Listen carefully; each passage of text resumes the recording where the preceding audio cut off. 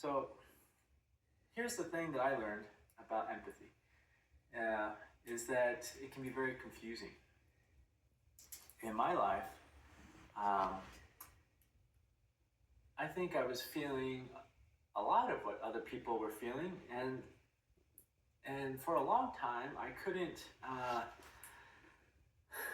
could not distinguish between what my feelings were and what other people's feelings were. In fact, I thought that what I was feeling was all my feelings. But it wasn't until much later in life that I realized that, well, this is very therapeutic, by the way, getting the kernels off of, and they're beautiful and they feel really good. The tactile sensation, and then also the anticipation of eating some. I should just eat some right now.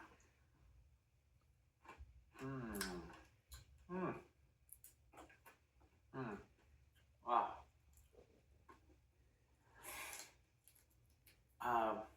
For a long time, I didn't know that I was feeling other people's feelings. I thought that you could only feel your own feelings. And yes, somebody might be watching this video and be like, what is that guy talking about?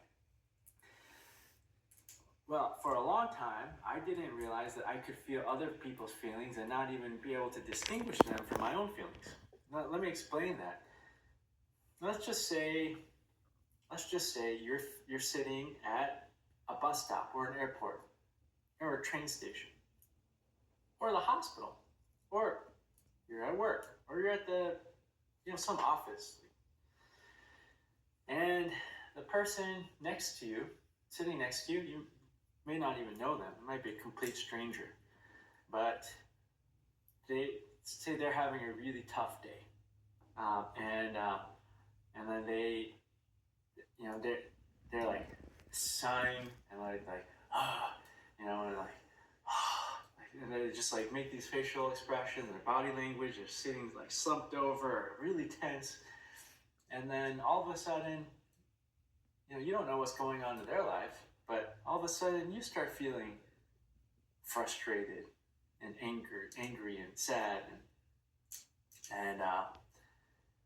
but right before then you were like super happy, like right before you got on the bus or sat down at that airport gate or wherever, you were actually fine, you were peaceful. But then all of a sudden you feel angry and sad and frustrated and like you want to lash out. That's because it's not your feeling. You're feeling that person next to you. I'm 40 years old now. That took me like 30 years to figure out. Because nobody talks about it. Nobody talks about empathy, at least where I grew up. I grew up in Oklahoma, and coincidentally, that's where I saw the the parents complaining that I think it was Oklahoma. The parents were complaining that the school was teaching their child woke stuff. Just empathy. Just talking about feeling other people's feelings. It's not some agenda, it's human nature, it's our biology. Well, it took me a long time to figure that out. And it took me a long time to realize what are my feelings and what are the feelings of people that I'm next to. And then I realized that I chose the wrong job because for a long time I had a hard time distinguishing between my feelings and other people's feelings, right? Whether it's my parents' feelings or my spouse's feelings or my friend's feelings or my patient's feelings. And the job that I chose was spine surgery, which is patients have terrible, terrible, terrible pain and suffering. And I did not know at the time, well, I was starting to understand later, like years after starting my job, after training, that I was feeling my patients' feelings and internalizing them in my body, and I was feeling their suffering. But I didn't know. I thought I was just feeling bad, which I was. I was feeling bad, but a big part of it too was feeling my patient's feelings. and not realizing that they're separate from my own feelings. And so, yeah, then I realized that, oh crap, I chose the wrong job, because this kind of job, there's so much suffering and so much pain and frustration and anger from the patient's experience that you have to be well aware of how much feeling to let in, because you can choose. You can. So this is something that I'm just learning, like now at age 40. I became aware that of empathic abilities, of just, everyone has them. I became aware of empathy later in life, like in my 30s, after practicing medicine, surgery for a while. But now I'm just coming to understand that I have a choice of how much empathy to feel. And that's why I'm making the video. Because I was working with my therapist and thinking about it, and I came to that realization that I can choose how much feeling I feel of the other person, and I can be aware of what's my feeling and what's their feeling. Everybody has that capability, but some people experience more empathy than others, I think. And it's a good thing and a bad thing. It's a good thing because you can understand what the other person is going through. You can see their side of the story. And you might be able to help them if they need help. Or you can understand the situation better because you can see it from your point of view and their point of view. That's a positive. A negative. A negative is if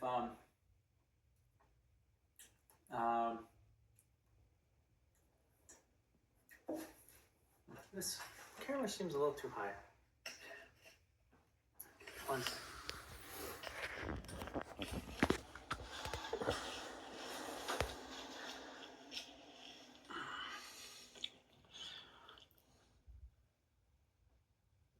There. A negative, much better. Now we're equal eye level. I like that better. To maintain equality.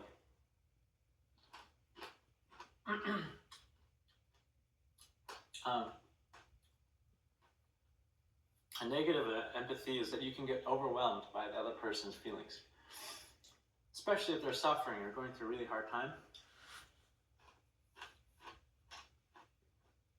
And it can make your body sick too, from those feelings. And it can be really bad if you chronically are exposed to that. Say you're a doctor and you don't know how to regulate how much empathy you're feeling. If you take a job like I did, doing spine surgery, where you see, like 20, 30 patients in a day that are just suffering the most that they've ever in their whole life because of pain in their joints and nerves, and you don't understand how to regulate that empathy, then you're gonna suffer a lot too, like I did.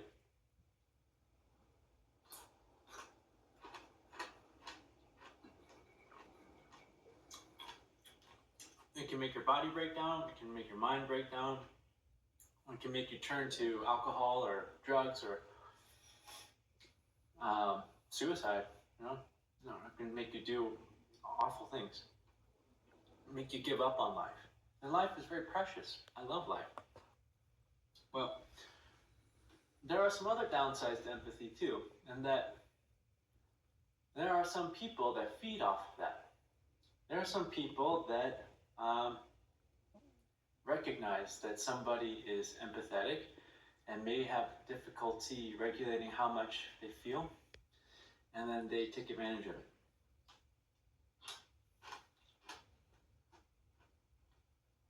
Those are people that are suffering themselves, and they want to be heard. They want to be. They want to not feel alone. They're suffering a lot, and that can feel lonely. And if they find somebody who is empathetic, then they can take advantage of that person. Maybe not consciously, it might all be subconsciously, but it feels good to suffer with somebody else. So what I learned is that I can accept and I can choose. So choice is like one of the most important things to talk about on this channel. Now, we all have choice. Like there's an infinite number of choices. It's not choice A or choice B or choice black and choice white. It's an infinite number of colors of choices, infinite number of colors and intensity. Between black and white, between light and darkness, there's an infinite number of colors and intensity. There's a lot of in between, and it's not static. You can at one time close yourself off and then open yourself up at other times when needed, and you can choose that. And that's stuff that like no one ever taught me. And I'm learning at the age of 40. So I'm learning that I can choose to open that channel of empathy and close it, and I can regulate how open it is. Is it open a little bit, or is it open a lot? I think empathy is necessary for coexistence with other people, and cooperation, and love, and care, and peace. But also, there are times when there's hurtful people. Maybe they don't even consciously want to hurt other people, but hurtful people or situations where you have to protect yourself and close off that channel, at least some, maybe not completely. But that is like a super important realization that I realized. And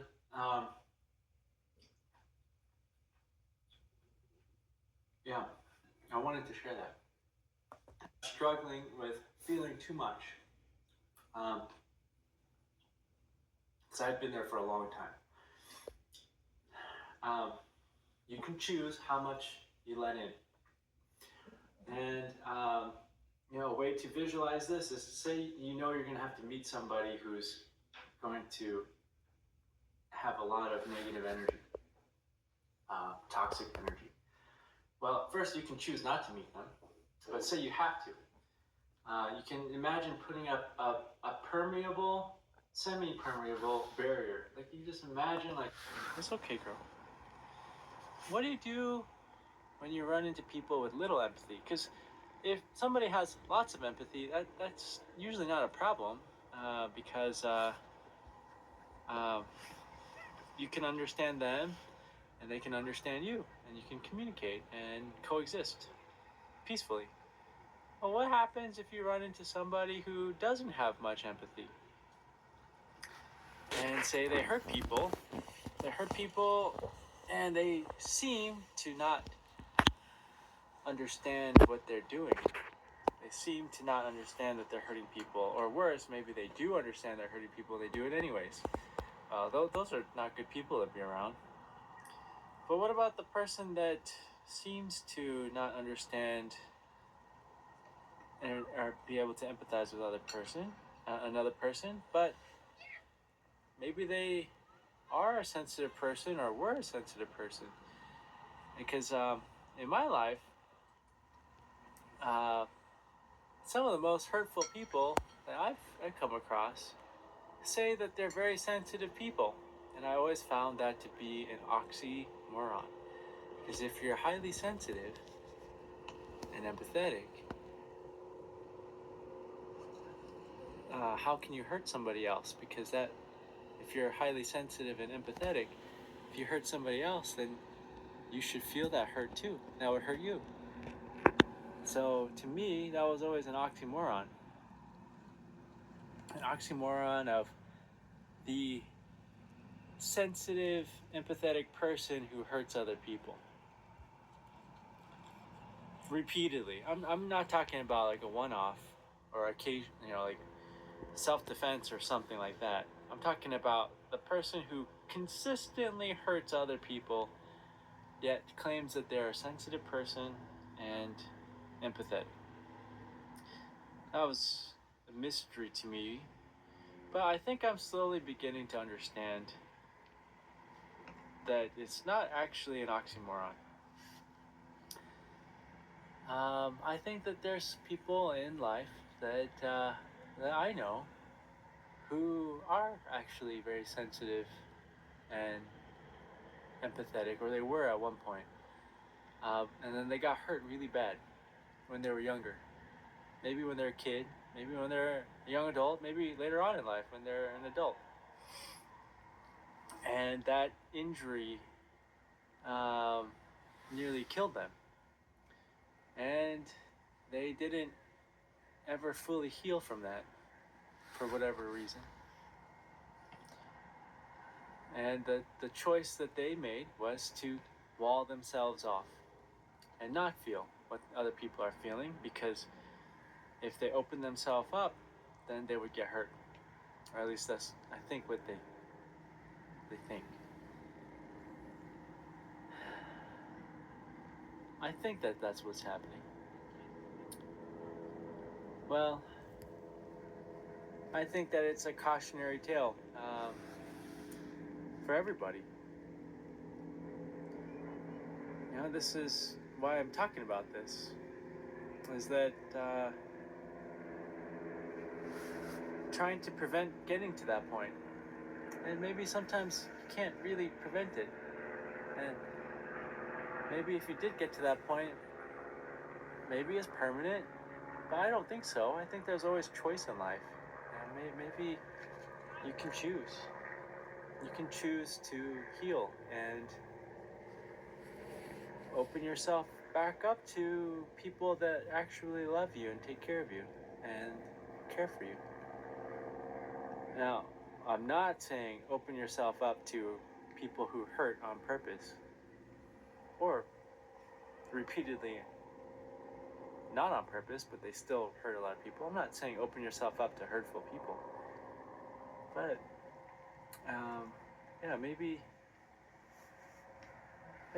people that have gotten to that place where they walled themselves off, maybe they can reassess and see if it's safe to open back up, even just a little bit. You know, I can do that too. I'm learning how to do that in a safe, helpful manner. That not a helpful manner, a safe, healthy manner. That's what I meant to say. Where I can connect with other people and things, and maintain my own self and integrity, and